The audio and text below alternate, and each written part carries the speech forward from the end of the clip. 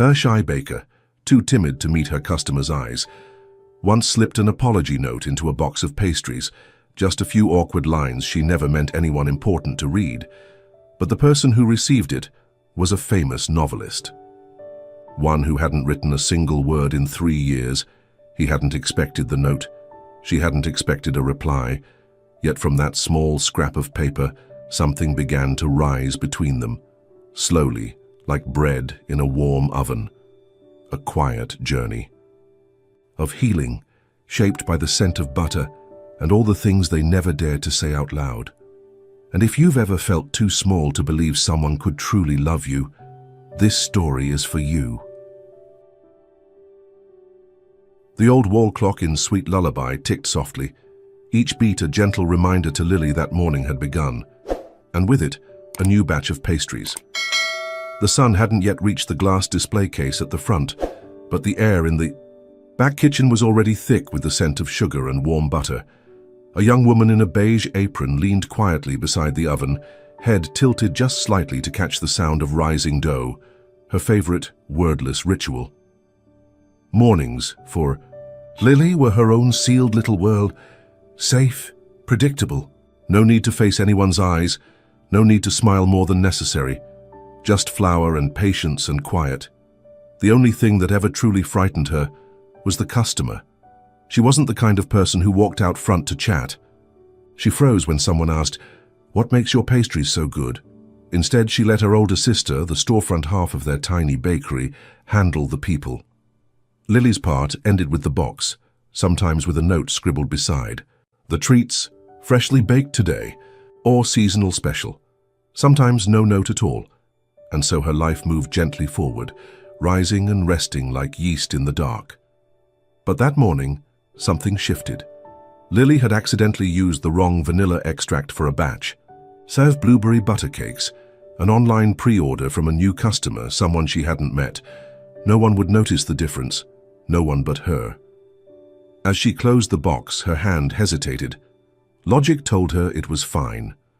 But her chest felt heavy, as if she'd broken some quiet, sacred promise. She picked up a pen. Her hand trembled. "Sorry if it tastes odd. I was nervous baking this batch. I'm still learning." Black ink on a yellow scrap of paper. No decorations, no flourishes. Just a small, clumsy confession that made her chest ache as she folded it and slipped it under the parchment. The man who received the order, Ethan, was someone altogether different. In his small apartment, between scattered bookshelves and a tilted reading lamp, he untied the bakery twine like unwrapping something from a forgotten memory. A writer by trade, Ethan had a habit of noticing things others ignored. And the folded paper beneath the wrapping stopped him mid-bite. He read it and smiled, not because of what it said, but because of what it dared to admit. No one leaves an apology in a pastry box. And yet this one was quietly lovely.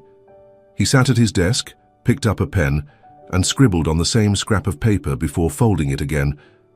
Odd? It tastes like care. And nervousness? That's the secret ingredient, isn't it? The next morning, he brought the empty box back to the bakery, left it at the counter with a note, "Please return to the baker." When Lily received the paper again, she froze in the kitchen, not because of the words, but because someone, a stranger, had seen her fear and hadn't laughed. She read it 3 times. Her heart felt like dough being kneaded, flustered, warm, and a little breathless. She didn't know what to do. Should she write back? Ignore it? Pretend it never happened? But her hand was already reaching for the pen. "I don't think nerves are a good recipe, but thank you." She folded the note and set it on the counter, not yet deciding whether to send it. That afternoon, as the shop filled with the hum of conversation and the clink of teaspoons, Lily sat behind the kitchen door. She listened, her sister greeting customers, laughter drifting in. Then she heard a man's voice, calm and curious. "Is the baker here?" Her sister replied, "Oh, she's shy, always hiding in the kitchen." His voice again, soft, as sugar dissolving in tea. "Then tell her nervousness is delicious." Lily didn't move for a full minute. She looked at her hands, still dusted with flour, and for the first time in her life she smiled, because of a stranger. That evening, before she left, she checked the little comment box behind the counter. It was mostly empty, but the folded note was still there. Its ink faded now. She picked it up and wrote again. This time something simpler, something true. Sorry for the taste. I'm still learning. And this time, it wasn't an apology. It was a hello. Tuesday afternoon. Sunlight stretched across the wooden table where Lily usually folded pastry boxes, golden and warm. Everything looked as it always did. But her heart had changed since receiving that folded note from the stranger. The one who hadn't just eaten her pastry, but had somehow tasted her hesitation. Her mind kept drifting back to the curve of his words. She didn't know his name, only that his handwriting leaned gently, a little playful, like someone writing with a smile. She hadn't planned to reply. And yet her fingers had already creased another yellow slip of paper and tucked it next to a new batch of blueberry butter cakes, the same order, probably his second. If nervousness makes the flavor, then what does hope add? Short. Like most things she wrote, careful, clipped. But when she sent it, her heart didn't race with embarrassment. It stirred with something else. Curiosity. Ethan received the box the next afternoon. He wasn't surprised by the note, but something in him paused at the fact that she'd written back. Not just a response, she had asked him something, and Ethan, being a writer, adored good questions. He sat at his desk by the window, tilted his head as if writing to an old friend. Hope adds the kind of sweetness that lingers, like when you finish your tea but can still feel the warmth in your hands. It wasn't just an answer. It was a small story, told in the kind of language that makes someone want to keep listening. He folded the paper and slipped it back into the empty box, handed it over the next morning at the bakery with a quiet instruction. For the baker, Lily opened the note while steeping herself a rare midday cup of tea. Each word felt like it was dissolving into the heat, rising from her hands. Can still feel the warmth in your hands. The teacup suddenly felt like something alive, cradling. Not just liquid, but calm.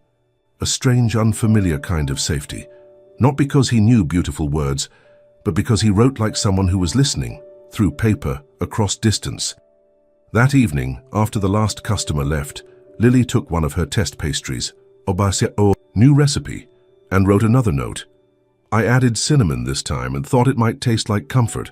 The third note reached Ethan the next morning, tucked into a square box like a shy invitation. The pastry was warm, sweet, gently spiced, like something from a memory you forgot you missed. He wrote back, "It does. It tastes like a blanket someone tucked you into without asking." This time, he signed it. E. When Lily read that, she realized she had started looking forward to these notes. Every day, her sister, who handled the front of the shop, had started to notice too. One afternoon, she asked, "Do you even know who that customer is?" Lily shook her head. "But you write to him every day." Lily just smiled. She didn't need to explain. She didn't know Ethan's last name, didn't know what he looked like, but she had told him about cinnamon, caramel, the fear of trying cream cheese for the first time. And he had told her about the thrill of finishing a paragraph, the quiet after a deadline, the way his mother made tea, everything folded into paper small as sugar packets, but sweet enough to hold up an entire day. One slow afternoon, Lily opened her little journal and wrote on the first page, "Today." He asked if I've ever dreamed of baking outside this little town. I didn't answer, but maybe tomorrow I will. She didn't know what she'd write next, but the thought that someone was out there listening, without needing to see her face, felt like being held in the gentlest kind of light. At the back of the notebook, she unfolded an old note, the one with his slanted handwriting still crisp. Sometimes the smallest notes leave the deepest marks, and she read it again, then again, and for reasons she couldn't quite explain. Her cheeks flushed slightly, as if she could see the smile tucked behind the ink. That afternoon, sunlight slanted through the bakery windows, casting warm gold across the pastry case. Lily was arranging butter cookies into a perfect ring when her sister set a familiar pastry box on the counter, topped with a folded note. She didn't have to look. She knew it was from Ethan. Her hand trembled slightly as she unfolded the paper. Lately, just the sight of his looping, slanted handwriting made her heart miss a beat. But this time the note wasn't about cinnamon or vanilla or the sweet, salty balance of almond cookies. It was an invitation, clear, unexpected. There's a local baking competition next month. I think you should enter. You bake like you're writing poetry, and the world deserves to read your poems. Lily went still. She read the line again and again, 5 times at least. Just to be sure she hadn't misunderstood, she folded the note carefully, pressed a palm over her chest, trying to quiet the rhythm inside. A competition. The word itself made her hands sweat. Baking for a handful of familiar faces in her sleepy town already made her nervous. How could she possibly bake under lights in front of judges, in front of people? Her throat tightened, like she'd swallowed too big a bite of something too rich. That evening she sat at the bakery's prep table, Ethan's note before her, next to a freshly printed registration form her sister had already pulled. It from the town newsletter circled the date. Lily didn't write a thing, just held the pen, eyes fixed on the line that read, "Contestant's full name, Lily Nguyen." 3 simple words. And yet they looked like they belonged to someone. Braver than she was, the next day Ethan returned for his usual order. He didn't ask anything, just left a new note at the counter, folded into quarters, the ink curled in that same gentle lean. "I understand if you're afraid, but some things, if we never try, will always stay in the land of what if. And I don't think your talent belongs hidden in the back of a kitchen forever." Lily read it behind the door, then looked up. Through the small glass pane, she saw him walking past the window. He didn't glance back, didn't wave. Just a customer, really. And yet the words he left behind had stirred her more than anything anyone close to her had ever said. That night, Lily made tea and sat in the tiny rest nook behind the shop. Spring had begun to whisper through the windows, the air soft, fragrant. In her hands, the letter, creased and worn from being folded and unfolded too many times. She thought back to the first cake she'd ever made, 8 years old, beside her mother in their tiny kitchen. The outside had burned. The inside had been soft, tender. Her mother didn't scold. She'd laughed and said, "A little burnt's okay, sweetie. As long as you're brave enough to bake." Lily had forgotten that moment. But now, because of a stranger's note, it flared warm in her chest, like a long-lost pilot light flickering to life. The next morning, her sister walked into the kitchen and found the form on the table, filled in, neat and certain. At the bottom, a final line had been added by hand. "I agree to participate, and I promise to bake with all my heart." It was signed Lily Nguyen. That night, she folded another yellow slip of paper, but wrote simply, still terrified, but I think that's okay." And in the margin, a smaller, slanted line, "Every compliment you write feels like sugar on my scars." She tucked it into a box of almond strawberry cookies, her competition recipe. Her heart was still trembling, but her hands weren't. The contest hadn't started, but something within Lily already had. A journey, quiet, unfolding one note, one recipe, one breath at a time, led not by applause, but by the gentle sweetness of someone who'd believed she had a voice worth tasting. That night, the first after submitting her application, Lily lay wide awake on the narrow bed tucked beside the bakery's back window. Sleep wouldn't come.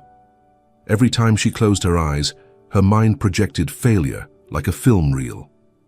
The oven breaks mid-competition, the cake stays raw, a judge winces, the crowd erupts in laughter. Then through the fog of imagined disaster came the image of Ethan, just a vague figure through a pane of glass. Not someone she loved, not yet. But the only person who had believed in her before she ever dared to believe in herself. She turned over, sighed. On the table beside her lay a note she'd folded and unfolded too many times. "Every compliment you write feels like sugar on my scars." His handwriting had become a kind of balm, something soft to hold on to in the swirl of panic. From that morning on, Lily threw herself into the rhythm of practice. She rose before the sun, kneaded dough before the town stirred. Tested. New fillings, walnuts, cream cheese, chia seeds. She logged every gram, every minute. Sometimes her choices were driven by fragments of Ethan's letters. "The nuttiness in your tarts reminded me of my first fall in Boston." With every failure, she adjusted. With every adjustment, she crept forward, even if only half a step. But on the sixth day, a batch of egg custard tarts cracked wide across the top, their crusts burned at the edges, their centers sunken. Lily froze. She had followed the recipe, checked the temperature, measured to the dot, and still failure. Her arms dropped to her sides. She backed away from the counter, slumped to the cool, tiled floor. The scent of scorched egg and sugar hung in the air like shame. She didn't cry loudly. The tears came quiet, slow, like overworked dough collapsing in on itself. "I thought I was ready," she whispered. "I was wrong." Above her, the sand in the hourglass her mother had once given her trickled down, steady, unbothered. She remembered what her mother used to say: "Every grain must fall." That's how time becomes time. Without failure, how would you ever know where success begins? But tonight, she didn't yet believe her mother. She didn't believe herself either. The next morning, as Lily unlocked the bakery's front door, her sister handed her a small box from a familiar customer, Ethan. Inside wasn't a pastry but an envelope. This time the message wasn't handwritten, typed, carefully spaced, as if Ethan wanted the words to stay, to anchor her. "Dear girl of butter and bravery, I don't know if yesterday's batch failed the way you think it did. But I do know the fear of creating always looms larger than reality. Do you know why? I believe in you because everything you make carries a kind of care that can't be faked. There's a heart in your dough. It beats even when scorched. If you need to pause, pause just a little, then stand up, then bake again, because cakes may burn. But bakers don't go out." Lily folded the letter, held it to her chest. It felt like an embrace, quiet but steady. That afternoon she stepped into the kitchen again, not to mix, not to measure, just to make tea, sit beside the hourglass and watch it fall, grain by grain. Then, slowly, she stood, dried. Her hands tied her apron. Her next batch wasn't experimental. It was the first cake she ever learned, her mother's butter loaf, no frills. No garnish, just soft crumb, a golden crust, and a crack down the center like a gentle, crooked smile. She placed it in a small box, folded a note. "Today I baked for myself. No judges, no fear. Just flour and a bit of heart."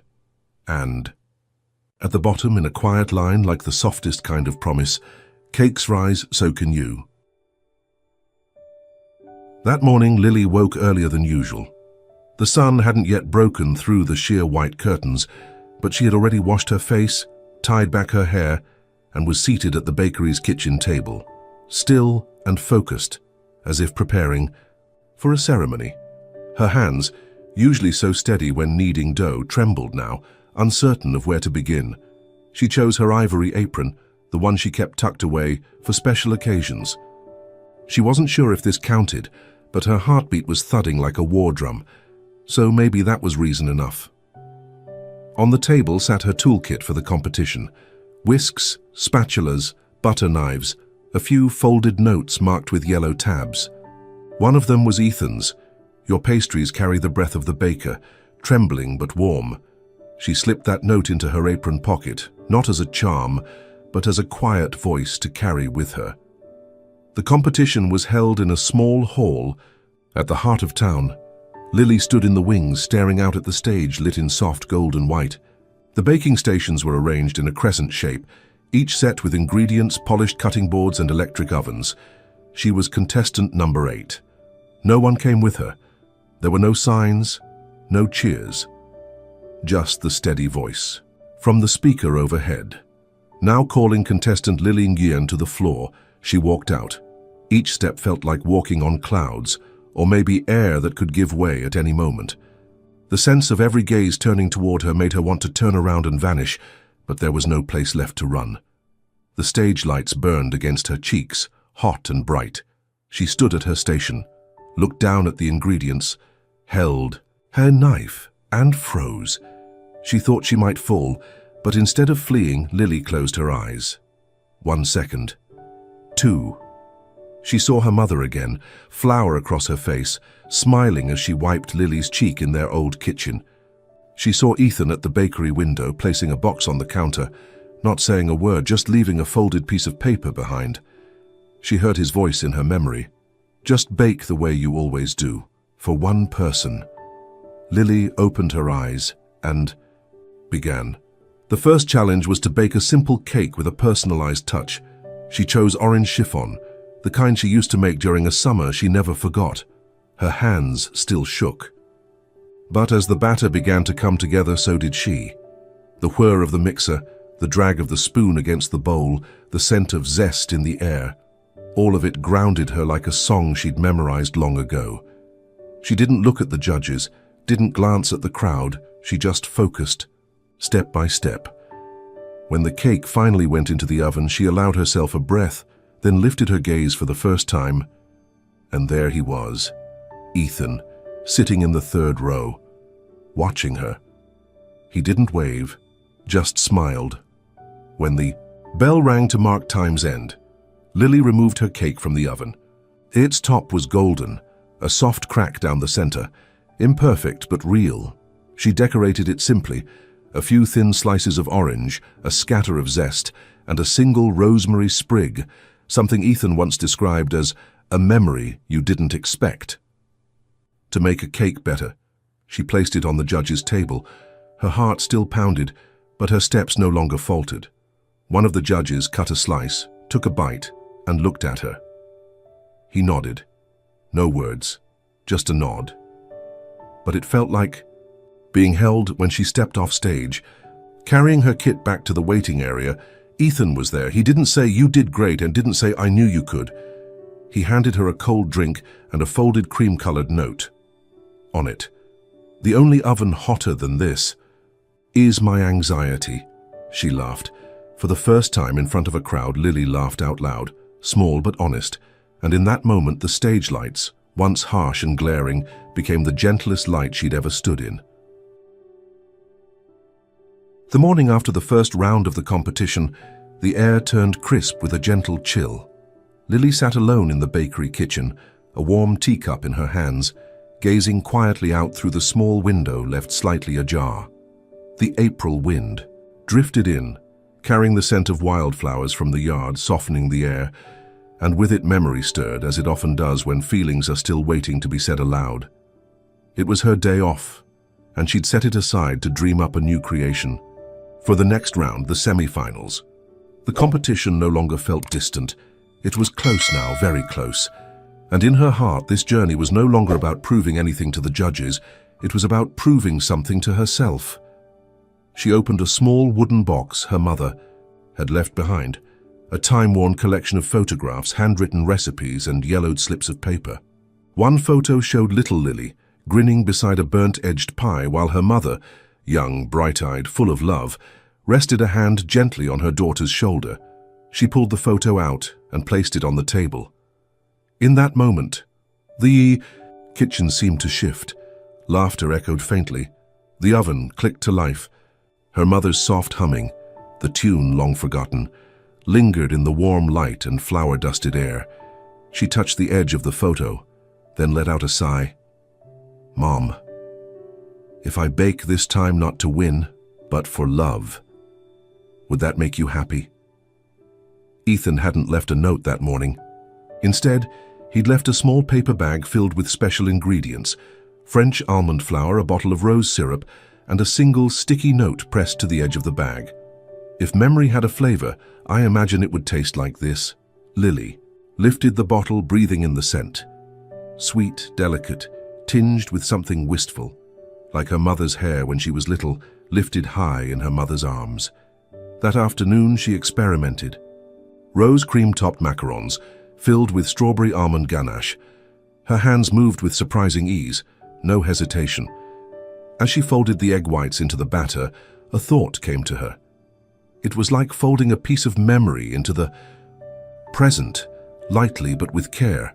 She took a bite and laughed, not because the taste was perfect, but because in that moment she realized she was no longer afraid. She thought of her mother, then of Ethan, a woman and a man, so different. But each had placed in her hands something far greater than skill. They had given her belief. That evening she sat and wrote a few lines in her contest notebook. I baked for my mother, but today I'm baking for someone I never dared to think of. She closed the notebook and picked up her phone. A message from Ethan lit the screen. Chosen your entry yet? She didn't text back. Instead, she wrote him a note by hand and tucked it into the box of pastries she'd made for him. Yes, I'm calling it Mom's Memory with a hint of you. My heart doesn't rise like dough, but you make it feel light. Before sealing the box, she slipped in a photocopy of the old picture, the one with her mother, herself, and the burnt pie. And for a moment, she understood. Memories don't fade if you learn how to bake them just right. The church bells rang softly through the quiet of Sunday morning, as if the whole town paused for just one heartbeat. Today was the final round of the baking competition, and Lily, in her white apron and neatly tied bun, stepped out of the bakery without fear. She was no longer the girl who hid behind the kitchen wall, afraid of being seen. Today, she carried not just a cake box, but an entire journey folded into layers of cream, sponge, and memory, into things that had no name but weight. The community hall buzzed louder than before. The crowd was larger, the lights brighter, the air full of chatter and the hum of nerves. And yet Lily felt an odd stillness inside, as if she were moving through a bubble that no one else could enter. At her station, she didn't scan the rows for Ethan. She knew he would be there. But more than that, she knew it no longer mattered. Who was watching? What mattered was what she could now see within. Her cake was simple on the outside. 3 tiers. Clean lines, no embellishment, but each layer held a piece of the road she had walked. The top, light orange sponge, soft, citrusy, echoing her first round. The trembling hands, the hot lights, the breath she finally remembered to take. The middle, rose and almond, floral, delicate. Her mother's memory, the tenderness of loss, the quiet weight of gratitude. The base, dark chocolate with sea salt, bold, slightly bitter, a slow burn, like the first message from Ethan that had shaken something open inside her. On top, no flowers, no fruit, just a single line written by hand in chocolate. To the one who believed in me. She piped it slowly, steadily, no tremor in her wrist, no glisten in her eyes, just peace. The judges came one by one. They tasted, asked only the name of the cake, and when Lily spoke the title aloud, a soft hush settled. No one asked who that person was. No one needed to. Because in the way her voice lifted, quiet but sure, everyone felt perhaps the echo of someone in their own lives who had once done the same. Ethan sat in the 3rd row. He didn't wave, didn't mouth anything. He simply looked at her, and in that brief glance, their eyes met, and Lily knew.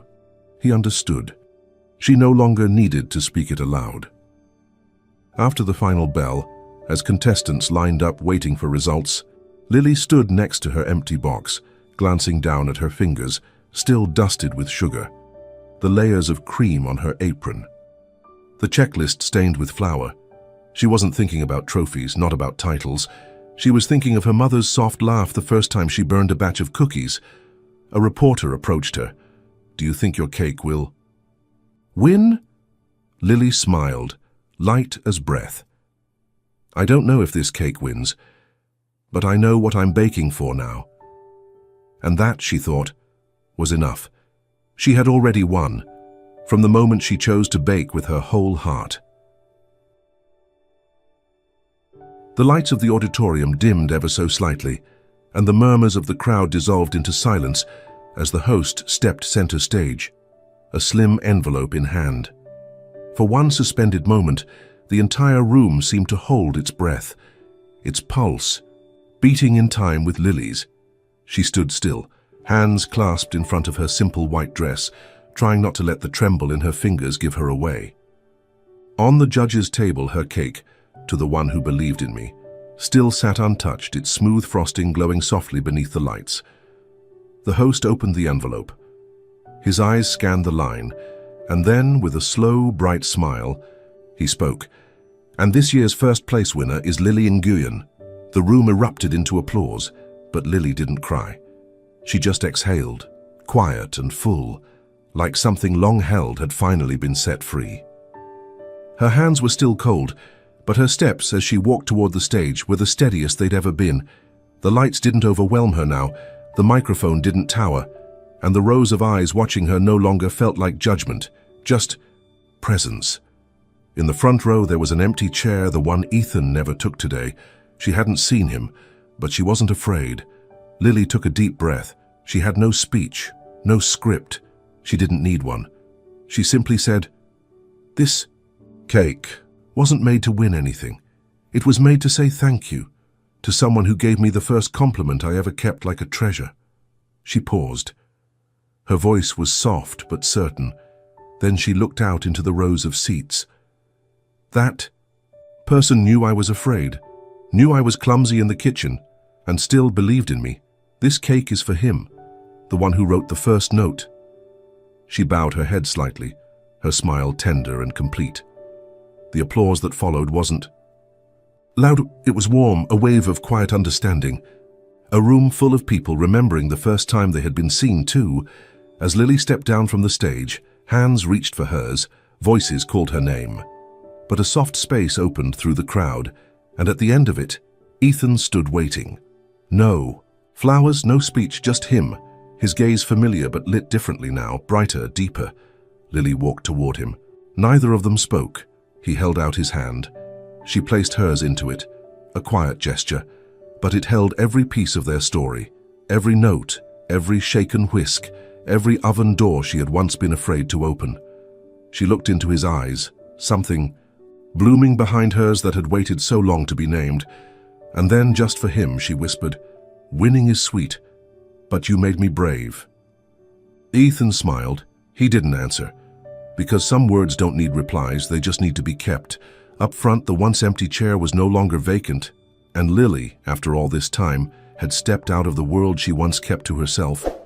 Not just with her hands, but with a heart that had once trembled and now stood warm, wide open and unafraid.